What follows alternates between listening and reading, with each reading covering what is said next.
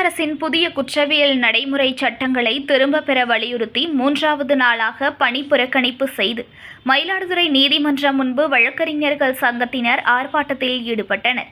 மத்திய அரசு குற்றவியல் நடைமுறை சட்டம், இந்திய தண்டனை சட்டம் ஆகிய சட்டங்களின் பெயர்களை மாற்றுவதுடன் அதில் உள்ள சட்ட பிரிவுகளையும் மாற்றுவதை கண்டித்தும் அவற்றை நடைமுறைப்படுத்தக்கூடாது என்றும் அவற்றை திரும்பப் பெற கோரியும் தமிழ்நாடு முழுவதும் 1ஆம் தேதி முதல் 8ஆம் தேதி வரை ஒரு வாரம் நீதிமன்ற புறக்கணிப்பு செய்து தமிழ்நாடு மற்றும் புதுச்சேரி கீழமை நீதிமன்ற வழக்கறிஞர்கள் சங்க கூட்டு நடவடிக்கை குழு பல்வேறு போராட்டங்களை நடத்தி வருகிறது.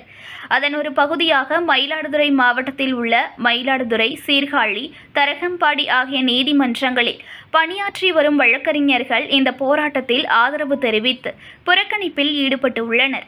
இந்த நிலையில் 3வது நாளான இன்று மயிலாடுதுறை நீதிமன்றம் முன்பு வழக்கறிஞர்கள் சங்கத்தினர் ஆர்ப்பாட்டத்தில் ஈடுபட்டனர்.